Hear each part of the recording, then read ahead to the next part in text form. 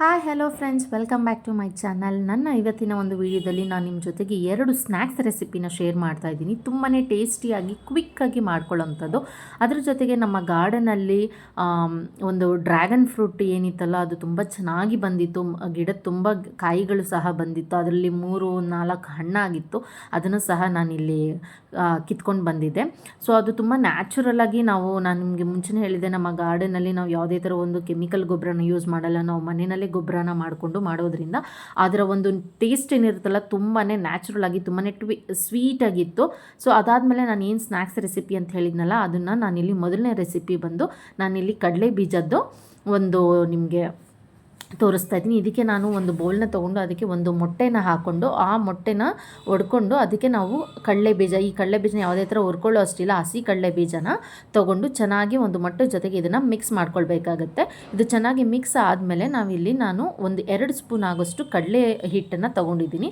So ಕಡಲೆ ಹಿಟ್ಟನ್ನು ಹಾಕ್ಕೊಂಡು ಜೊತೆಗೆ ನಾನಿಲ್ಲಿ 2 ಸ್ಪೂನ್ ಆಗೋಷ್ಟು ಅಕ್ಕಿ ಹಿಟ್ಟನ್ನು ಸಹ ತೊಗೊಂಡಿದ್ದೀನಿ. ಸೊ 2 ಮಿಶ್ರಣ ಜೊತೆಗೆ ನಾನಿಲ್ಲಿ ಸ್ವಲ್ಪ ಧನಿಯಾ ಪುಡಿ, ಒಂದು ಅರ್ಧ ಸ್ಪೂನಷ್ಟು ಧನಿಯಾ ಪುಡಿ ಹಾಗೂ ಜೀರಿಗೆ ಹಾಗೂ ಗರಂ ಮಸಾಲನೂ ಸಹ ನಾನಿಲ್ಲಿ ಒಂದು ಅರ್ಧ ಸ್ಪೂನಷ್ಟು ತೊಗೊಂಡಿದ್ದೀನಿ. ಅದ್ರ ಜೊತೆಗೆ ರುಚಿಗೆ ತಕ್ಕಷ್ಟು ಉಪ್ಪು, ಖಾರನೂ ಸಹ ನಮಗೆ ಹೆಚ್ಚಿಗೆ ಖಾರ ಬೇಕಾದರೆ ನೋಡಿಕೊಂಡು ನಾವಿಲ್ಲಿ ಅಡ್ಜಸ್ಟ್ ಮಾಡ್ಕೊಳ್ಬೋದು. ಸೊ ಎಲ್ಲ ಮಿಶ್ರಣನೂ ಚೆನ್ನಾಗಿ ನಾನಿಲ್ಲಿ ಮಿಕ್ಸ್ ಮಾಡ್ಕೊತಾ ಇದ್ದೀನಿ. ಆ ಒಂದು ಕಡಲೆ ಬೀಜಕ್ಕೆ ಚೆನ್ನಾಗಿ ಮಿಕ್ಸ್ ಮಾಡಬೇಕು. ಸೊ ಇಲ್ಲಿ ನೀರನ್ನು ಹೆಚ್ಚಿಗೆ ಬಳಸ್ಕೊಳ್ಬಾರ್ದು.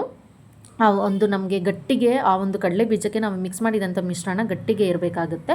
ಸೊ ಅದರಿಂದ ಚೆನ್ನಾಗಿ ಗಟ್ಟಿಗೆ ಮಿಕ್ಸ್ ಮಾಡಿಕೊಂಡು ಎಣ್ಣೆ ಕಾಯಕ್ಕಿಟ್ಟಿದ್ದೆ. ಆ ಎಣ್ಣೆಗೆ ನಾನಿಲ್ಲಿ ಏನು ಮಿಕ್ಸ್ ಮಾಡಿದಂಥ ಕಡಲೆ ಬೀಜ ಇತ್ತಲ್ಲ ಅದನ್ನು ಹಾಕ್ಕೊಂಡು ಹುರ್ಕೊಳ್ತಾ ಇದ್ದೀನಿ. ಇದು ನಮಗೆ ತುಂಬಾ ಕ್ರಿಸ್ಪಿ ಆಗಿರಬೇಕು ಕಡಲೆ ಬೀಜ. ಅದು ನಮಗೆ ಕಲರ್ ಚೇಂಜ್ ಆಗ್ತಾ ಗೊತ್ತಾಗುತ್ತೆ. ಸೊ ಆವಾಗ ನಮಗೆ ತಿನ್ನೋದಕ್ಕೆ ತುಂಬಾ ಟೇಸ್ಟಿಯಾಗಿರುತ್ತೆ. ಇದು ಟೀ ಜೊತೆಗೆ ತುಂಬಾ ಚೆನ್ನಾಗಿರುತ್ತೆ ಕಾಂಬಿನೇಷನ್ನು. ಯಾರಾದರೂ ಮನೆಗೆ ಅರ್ಜೆಂಟಾಗಿ ಬಂದಾಗ ಅವ್ರಿಗೆ ಸ್ನ್ಯಾಕ್ಸ್ ಟೈಮಲ್ಲಿ ನಾವು ಟೀ ಜೊತೆಗೆ ಈ ರೆಸಿಪಿನ ಸರ್ವ್ ಮಾಡಿದ್ರೆ ತುಂಬಾ ಖುಷಿಪಟ್ಟು ತಿಂತಾರೆ. ಅದಾದಮೇಲೆ ಇನ್ನೂ ಒಂದು ನಾನು ಸ್ನ್ಯಾಕ್ಸ್ ರೆಸಿಪಿ ಹೇಳಿದ್ನಲ್ಲ, ಅದೇ ಇದು ಬೇಬಿ ಕಾರ್ನ್ ಫ್ರೈಸ್ ಅಂತ. ಸೊ ಇದು ನಮಗೆ ಯೂಶ್ವಲಾಗಿ ಬೇಬಿ ಕಾರ್ನ್ ಅನ್ನೋದು ನಮಗೆ ಎಲ್ಲ ಒಂದು ಸೀಸನ್ಗಳಲ್ಲೂ ಸಹ ಸಿಗುತ್ತೆ.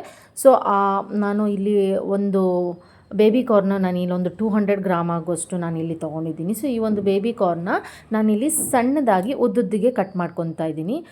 ನಮಗೆ ಇದು ಏನಿರುತ್ತಲ್ವ, ಇದು ಬೇಬಿ ಕಾರ್ನ್ದು ಉದ್ದುದ್ದಿಗೆ ಇದ್ದರೆ ತಿನ್ನೋದಕ್ಕೆ ತುಂಬಾ ಚೆನ್ನಾಗಿರುತ್ತೆ. ಸೊ ಅದರಿಂದ ನಾನು ಹಾಗೆ ಉದ್ದುದ್ದಿಗೆ ಕಟ್ ಮಾಡ್ಕೊತಾ ಇದ್ದೀನಿ. ಸೊ ಪ್ರತಿಯೊಂದನ್ನು ನಾನೆಲ್ಲನೂ ಕಟ್ ಮಾಡಿಕೊಂಡು ಸೈಡ್ಗೆ ಎತ್ತಿಟ್ಕೊತಾ ಇದ್ದೀನಿ. ಇದನ್ನು ಸಣ್ಣಗೆ ಕಟ್ ಮಾಡಿದಾದಮೇಲೆ ಈ ಒಂದು ರೆಸಿಪಿ ಏನಿದೆಯಲ್ಲ ಇದು ಮಕ್ಕಳಿಗಂತೂ ತುಂಬಾ ಇಷ್ಟಪಟ್ಟು ತಿಂತಾರೆ. ಮಕ್ಕಳಿಗೆ ಒಂದು ಸ್ನ್ಯಾಕ್ಸ್ ಬಾಕ್ಸ್ಗೂ ಕೂಡ ಇದೊಂದು ರೆಸಿಪಿ ತುಂಬಾ ಚೆನ್ನಾಗಿರುತ್ತೆ.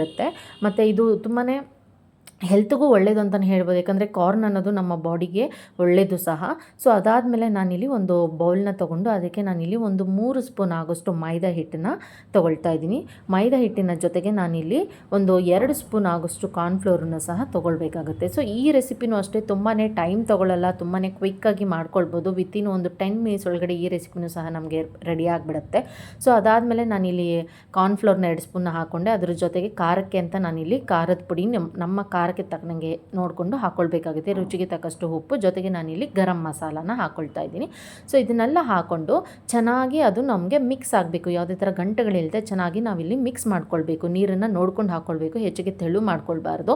ನಾವಿಲ್ಲಿ ಬಜ್ಜಿ ಬೋಂಡ ಎಲ್ಲ ಏನು ಮಾಡ್ತೀವಲ್ಲ ಆ ಒಂದು ಕನ್ಸಿಸ್ಟೆನ್ಸಿ ಸ್ವಲ್ಪ ನಮಗೆ ಆ ಒಂದು ಕಾರ್ನ್ಗೆ ಚೆನ್ನಾಗಿ ಅದು ಹಿಡಿಬೇಕು. ಸೊ ಆ ಒಂದು ಕನ್ಸಿಸ್ಟೆನ್ಸಿ ನೋಡ್ಬೋದು ಈ ರೀತಿ ಮಾಡಿಕೊಂಡು. ಅದಾದಮೇಲೆ ಇದಕ್ಕೆ ನಮಗಿಲ್ಲಿ ಬ್ರೆಡ್ ಕ್ರಮ್ಸ್ ಬೇಕಾಗುತ್ತೆ. ಬಟ್ ನಮ್ಮ ಮನೆಯಲ್ಲಿ ಬ್ರೆಡ್ ಕ್ರಮ್ಸ್ ಇಲ್ಲದೆ ಇದ್ದಿದ್ದರಿಂದ ಸೊ ನಾನು ಮನೆಯಲ್ಲಿ ಬ್ರೆಡ್ ಇತ್ತು, ಅದರಲ್ಲೇ ನಾನು ಬ್ರೆಡ್ ಕ್ರಮ್ಸ್ನ ಸಹ ಮಾಡ್ಕೊಳ್ತಾ ಇದ್ದೀನಿ. ಇನ್ ಕೇಸ್ ನೀವು ಅಷ್ಟೇ ಮನೆಯಲ್ಲಿ ಇಲ್ಲ ಅಂದಾಗ ಈಸಿಯಾಗಿ ನಮ್ಗೆ ಯಾವಾಗ ಬೇಕೋ ಆವಾಗ ಫ್ರೆಶ್ಶಾಗಿ ನಾವು ಬ್ರೆಡ್ ಕ್ರಮ್ಸ್ನ ಮಾಡ್ಕೊಳ್ಬೋದು.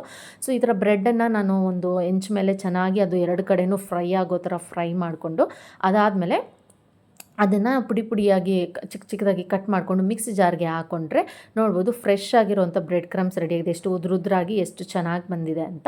ಸೊ ಈ ಒಂದು ಬ್ರೆಡ್ ಕ್ರಮ್ಸ್ನ ನಾವು ಯೂಶ್ವಲಾಗಿ ಸ್ನ್ಯಾಕ್ಸ್ಗೆಲ್ಲ ಯೂಸ್ ಮಾಡ್ತಾ ಇರ್ತೀವಿ. ಸೊ ಆ ಥರ ನಾವು ಮಾಡ್ಕೊಳ್ಬೋದು. ಸೊ ಅದಾದಮೇಲೆ ನಾನೇನು ಪೇಸ್ಟ್ ಮಾಡಿ ಇಟ್ಟಿದ್ನಲ್ಲ ಅದಕ್ಕೆ ಬೇಬಿ ಕಾರ್ನನ್ನು ಚೆನ್ನಾಗಿ ಡಿಪ್ ಮಾಡಿಕೊಂಡು ಈ ಒಂದು ಬ್ರೆಡ್ ಕ್ರಮ್ಸ್ ಒಳಗಡೆನೂ ಚೆನ್ನಾಗಿ ಅದನ್ನು ಡಿಪ್ ಮಾಡಿಕೊಂಡು ಅದ್ರ ಜೊತೆಗೆ ಸುತ್ತಲೂ ಅದು ಹಿಡಿಬೇಕಾಗುತ್ತೆ. ಆವಾಗ ನಮಗೆ ತಿಂದಾಗ ಈ ಒಂದು ಕ್ರಿಸ್ಪಿನೆಸ್ ಏನಿರುತ್ತಲ್ಲ ತುಂಬಾ ಟೇಸ್ಟಿ ಟೇಸ್ಟಿಯಾಗಿರುತ್ತೆ. ಸೊ ಸಾಸ್ ಜೊತೆಗಂತೂ ಮಕ್ಕಳಿಗೆ ಕೊಟ್ಟರೆ ಕಂಪ್ಲೀಟ್ ಎಲ್ಲ ಅವರೇ ಖಾಲಿ ಮಾಡಿಬಿಡ್ತಾರೆ, ಅಷ್ಟು ಚೆನ್ನಾಗಿರುತ್ತೆ.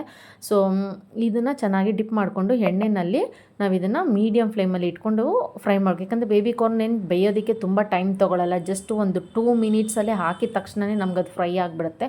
ಸೊ ನೋಡ್ಬೋದು ಈ ಥರ ರೆಡಿಯಾಗಿದೆ. ಸೊ ಈ 2 ರೆಸಿಪಿ ನಿಮ್ಮೆಲ್ಲರಿಗೂ ಇಷ್ಟ ಆಗಿದೆ ಅಂದ್ಕೊಳ್ತೀನಿ. ಇಷ್ಟ ಆಗಿದರೆ ನನ್ನ ಚಾನಲ್ನ ಸಬ್ಸ್ಕ್ರೈಬ್ ಮಾಡ್ಕೊಳ್ಳಿ, ಲೈಕ್ ಮಾಡಿ, ಈ ವಿಡಿಯೋನ ಶೇರ್ ಮಾಡಿ. ಮತ್ತೆ ಸಿಗ್ತೀನಿ. Bye bye. Thank you for watching.